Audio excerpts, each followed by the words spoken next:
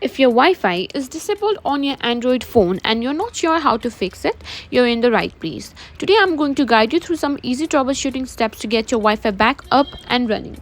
So let's dive right in. First things first, swipe down from the top of your screen to open the notification panel.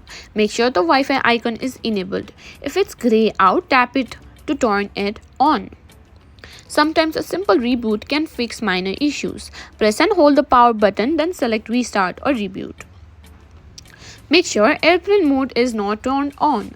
Go to settings.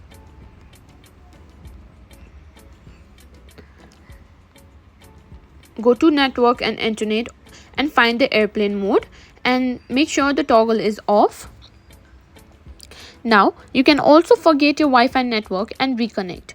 Go to settings, then on Wi-Fi, and simply forget the network and join the network again. Next thing you can do is check for system updates. Go to settings, then on system and go to system update. If there is an update available, install it. Update can fix bugs and improve your phone's performance. And that's it.